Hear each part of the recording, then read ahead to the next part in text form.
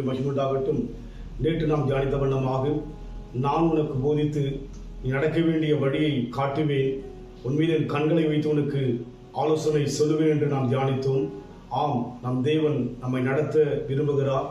நாம் அந்த அனுபவத்தில் செல்லும் பொழுது இந்த வேளையிலும் கூட ஏசாயாவின் புத்தகம் 45 அதிகாரம் 2 நான் உனக்கு முன்னே போய் கோணலானவைகளை செவையாக்குவேன் என்று சொல்லி பார்க்கிறோம். நம் வாழ்க்கையிலே தேவன் நடத்தும் பொழுது அவரை முன்பாக நாம் வைப்போம் என்று சொன்னால், நம் வாழ்க்கையில் இருக்கின்ற எல்லா விதமான தடைகளை உடைத்து கோணலான வழிகளை தேவன் செவ்வையாக்கும்படியாக அழைத்திருக்கிறார்.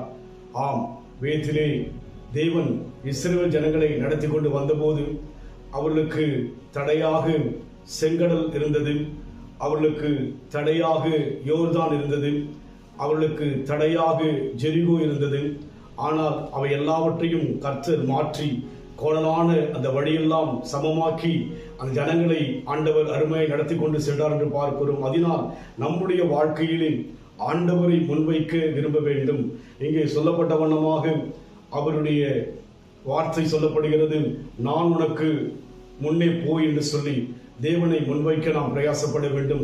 யார் முன்பாக தேவன் செல்வார் என்று பார்க்கும்போது அதற்கு அடுத்த வசதி சொல்லப்படுகிறது, உன்னை பெயர் சொல்லி அழைக்கிற இஸ்ரவேலின் தேவனாகிய கர்த்தர் நானே என்று அறியும்படிக்கு சொல்லி பார்க்கிறோம். தேவன் பெயர் சொல்லி அழைக்கின்ற அளவுக்கு நாம் தேவனோடு கூட நெருங்கி பழக வேண்டும்.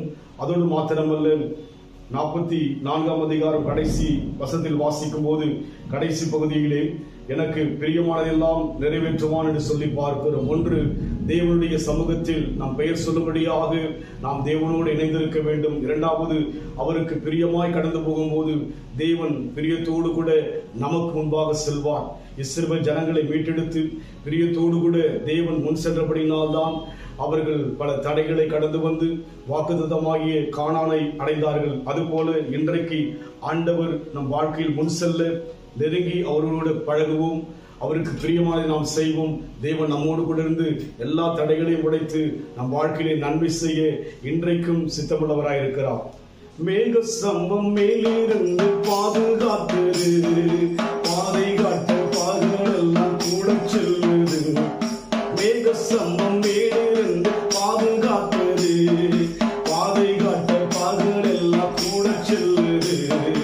அன்பான தேவன் என்னோடு வருவார், அது போதும் என் வாழ்விலே.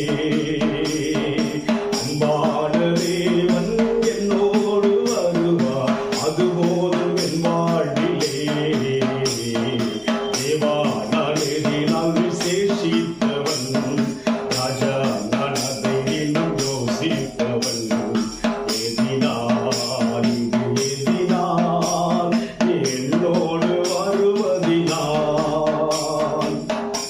நான் உனக்கு முன்னே போய் ஆண்டவரை நம் வாழ்க்கைக்கு முன்பாக வைப்போம்.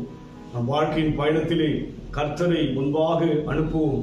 அன்பின் ஆண்டவரே, எங்களுக்கு முன்பாக செல்லும் பொழுது எங்கள் வாழ்க்கையில் வருகிற கொணலான எல்லாவற்றையும் செவ்வையாக்க சரியான பாதை நடத்த விரும்புவதற்காக நன்றி செலுத்துகிறோம். நீர் எங்கள் முன் செல்லும்படியாக எங்களை ஒப்புக் கொடுக்கிற ஐயா, பொறுப்படுத்திக் கொள்ளுங்க.